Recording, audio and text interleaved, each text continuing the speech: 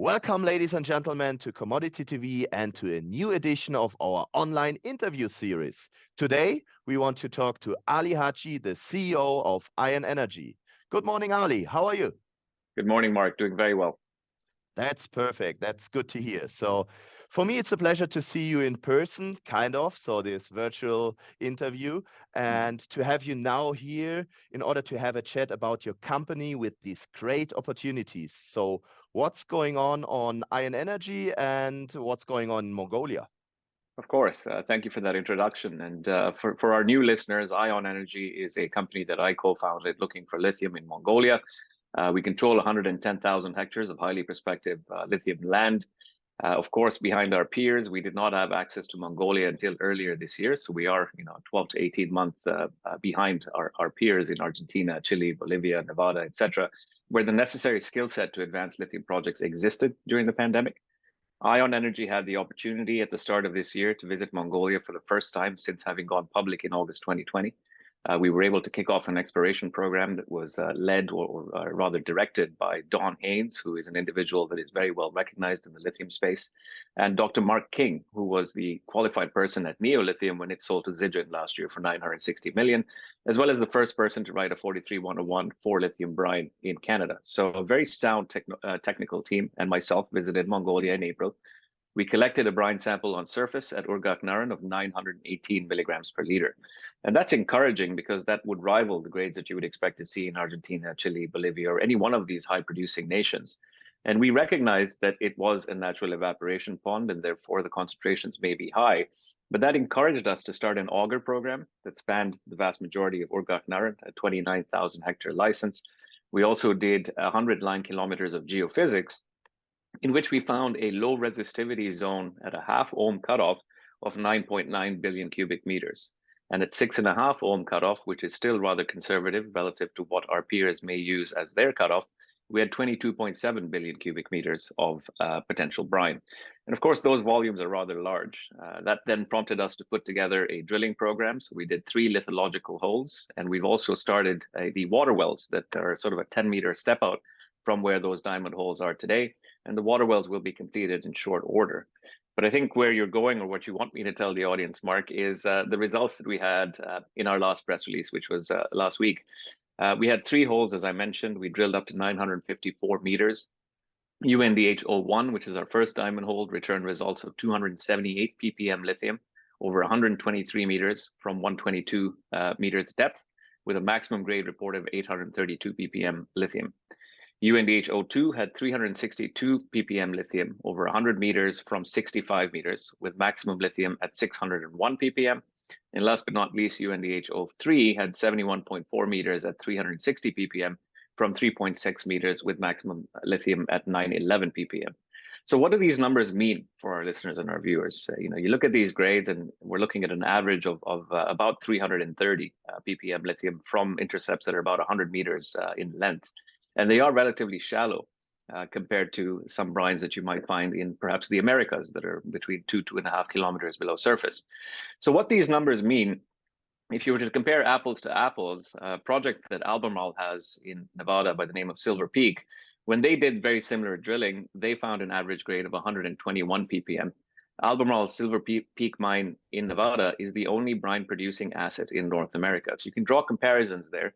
And of course, with the volume that we've already indicated, between 9.9 and 22.7 billion cubic meters, if you were to obtain an average grade of, call it 100 milligrams per liter to be very conservative, that would result in between 9.9 million ton LCE equivalent and 22.7 million ton LCE equivalent.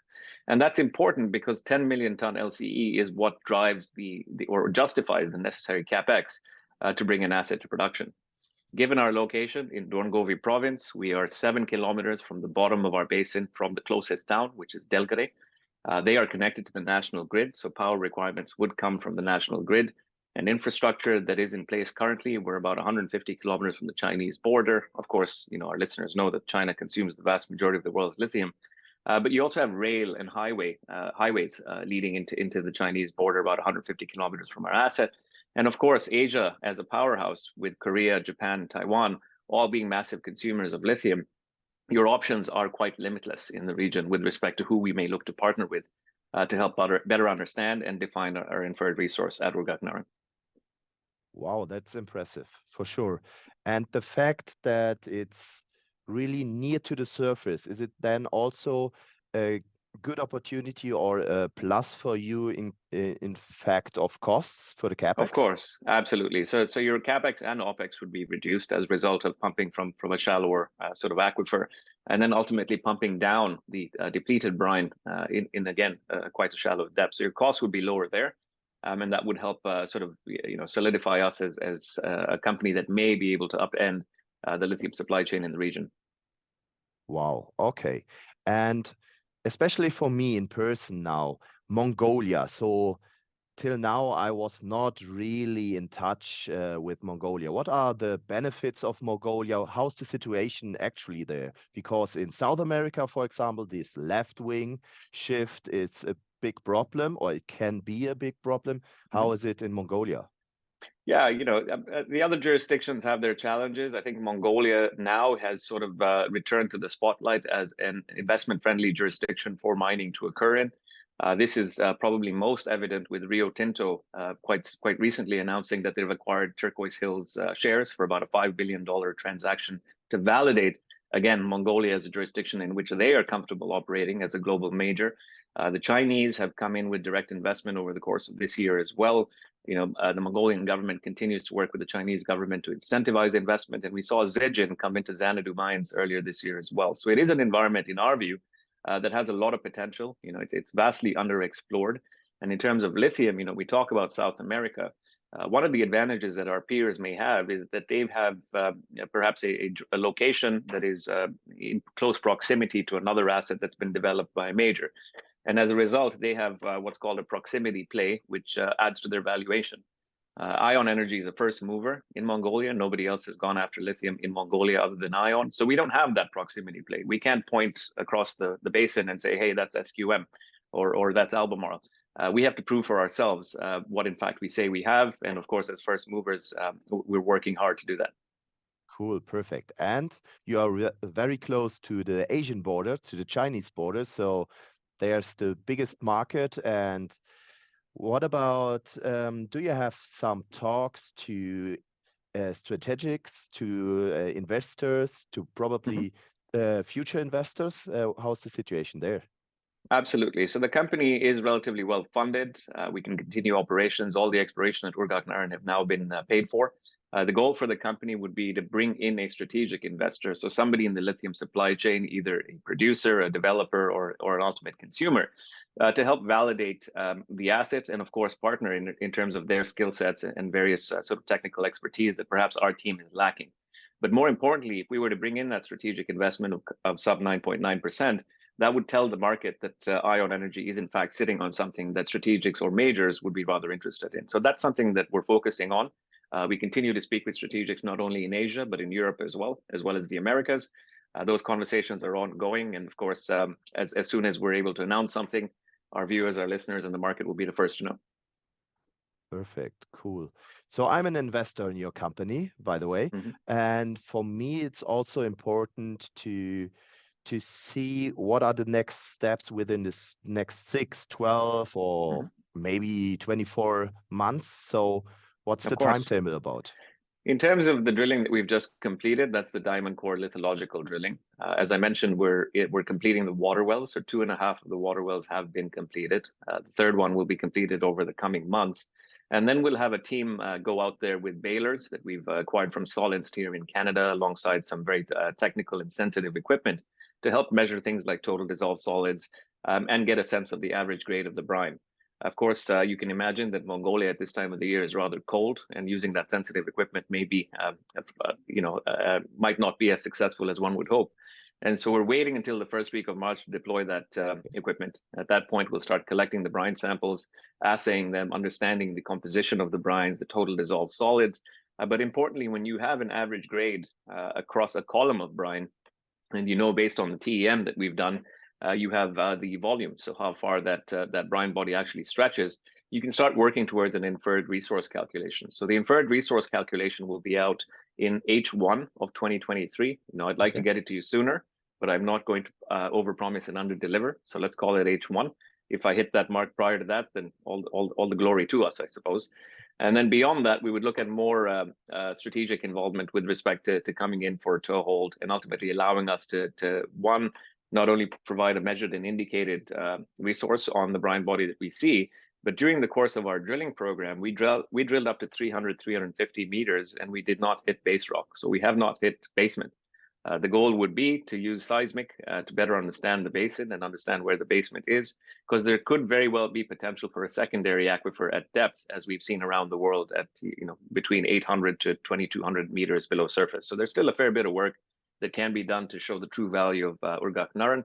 And then, of course, in 24 months, the goal would be to start to either partner with one of the strategics that we're currently speaking with, or have an ability to potentially exit the organization in order to bring it to production, yet support any strategic that were to come into the organization. Wow. Okay, that's a big timetable for the next months. Yes, And we're busy. yeah, for sure. That looks like and sounds like. You mentioned that you are fully funded for the exploration programs now. How much cash do you have in bank, and how's the share situation now? Shares are trading at about 22 cents. If the market recalls, our last bought deal was done at 50 cents with a 70-cent warrant. That's about $1 million left in the bank. We have a very low burn rate. Of course, we have paid for all the exploration activities at Urgakh Naran. And now we can just continue to operate and calculate that inferred resource for market, hopefully in H1, as I mentioned, in 2023. Wow. Okay, that's also good for us as the shareholders. So in total, you have 2 projects. Mainly, we talked now about Urgakh Naran. The second, your flagship project, it's Babai-ul. Yeah, so that's 81,000 hectares in Sukhbatar province. That is in sort of the southeast of Mongolia, 23 kilometers from the Chinese border. That's the asset we went public with, and that was the asset that was part of our 43-101 to go public on. We, of course, did not have access to country, as I mentioned, over the course of the pandemic. We only just got access to Mongolia in February of this year. So at Urgakh Naran, what we opted to do was an auger program that consisted of 222 holes across essentially the vast majority of the asset.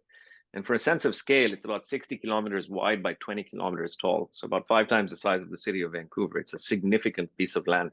The 222 holes that we did do showed us a white wolf anomaly with 1,502 ppm lithium, which is almost double the grade that was seen historically at 811 ppm.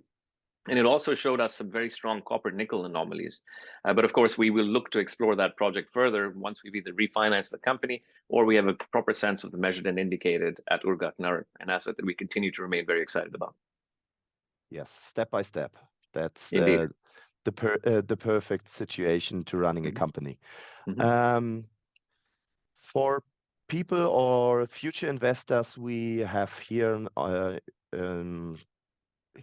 for us at Commodity TV, what would you say? What are the 3 or 5 USPs everybody needs to know about your companies? And so what are the catalysts for the future? Yeah, so the catalyst, as I mentioned, would be the inferred resource calculation. Beyond that, you would start to look at a measured and indicated, as well as a strategic investment that would help us further define and ultimately potentially bring this asset to production at Urgakh Naran. That would then allow us the flexibility, of course, from a treasury perspective and from a technical perspective, to start to explore Babai-ul a bit further and understand where the anomalies lie and what can be done to make that asset profitable as well. So given we're trading at a massive discount to our peers, hopefully I've explained to you that we do have grades that are in excess of, at this early stage, of a producing asset in North America, that being Albemarle Silver Peak Mine. And we're just getting started. So without that proximity play and the conversations we're having with the results that we're currently seeing, watch this space. Yeah, perfect. Very good, Ali. So thank you very much for this news update. And ladies and gentlemen, that was Ali Haji, the CEO of IonEnergy, and you heard it. Things are really going well, but the stock has not done really much so far. But for next year, so much is in the pipeline, so many news are coming. And so we will get great news, and with a strong lithium market, you will have a good opportunity for this stock. So check out the company, and we will keep you posted with all these informations you need to know. And hopefully then everybody's happy about the stock. Thank you very much, Ali. Have a good day, and all the best for the company. Thank you very much, Mark. Thank you.